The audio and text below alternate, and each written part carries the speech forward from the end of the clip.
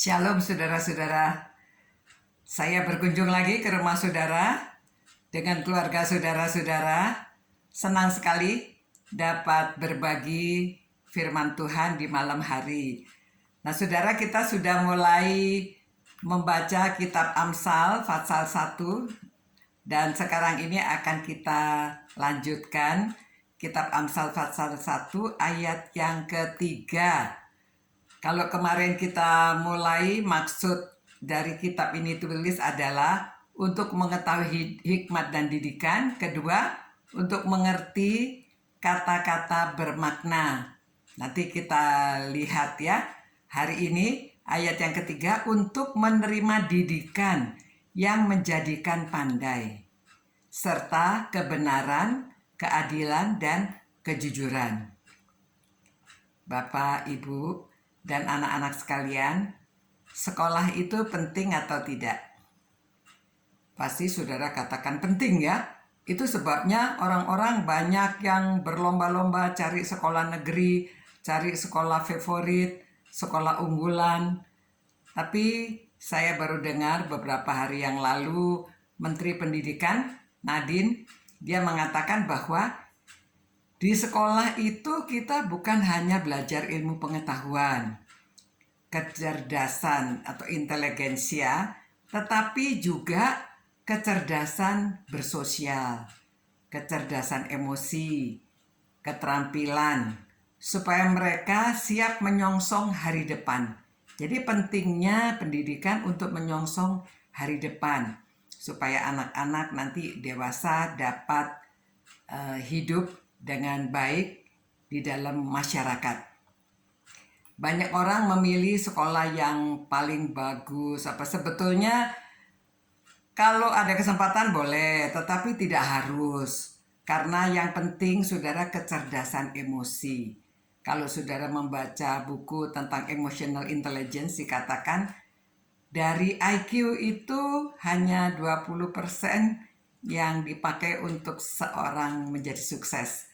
80%-nya dari kecerdasan emosi. Jadi coba contohnya mantan menteri Susi Pujiastuti, ijazah SMA-nya aja dari paket C loh. Ya, tapi bisa jadi menteri saudara, karena dia cerdas, dia pandai. Pandainya itu ya tidak secara formal sekolah dapat ijazah, tetapi kehidupannya sukses. Karena ya namanya pandai itu demikian ya, cerdas, pandai, dapat mengatasi kehidupan sosial, kehidupan bersama dengan orang lain. Bahkan dia pandai berusaha ya, sampai punya pesawat.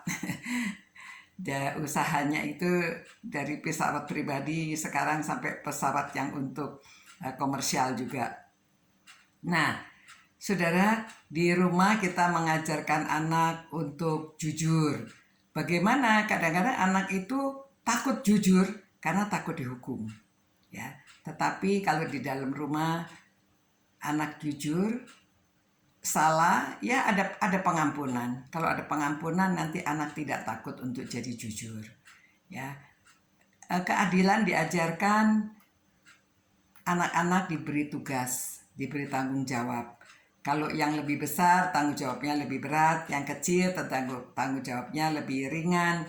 Tapi diajar tanggung jawab supaya mereka tidak hanya semuanya orang tua yang mengerjakan. Jadi anak juga diberi tugas supaya mereka mengerti apa itu jujur, apa itu adil, bagaimana berbagi. Semua itu mereka pelajari di rumah ya.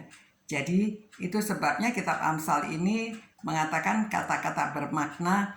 Dari Amsal itu yang harus mencari hikmat. Tuhan yang memberi hikmat.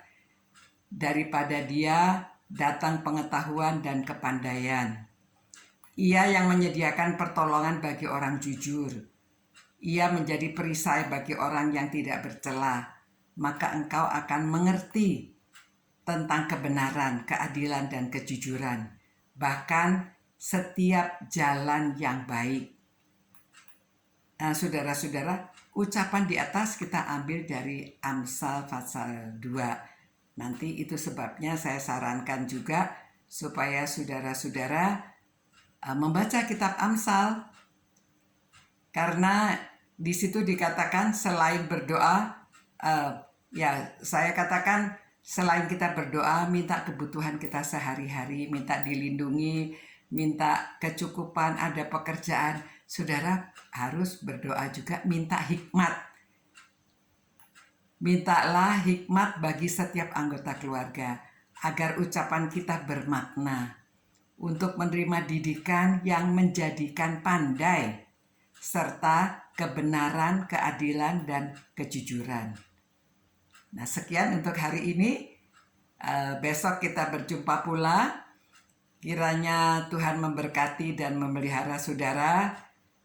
Berdoalah supaya saudara menerima hikmat dan kepandaian dari Tuhan. Sampai berjumpa. Jangan lupa cinta Tuhan, cinta firman-Nya, dan cinta sesama. Good night, God bless, and take care.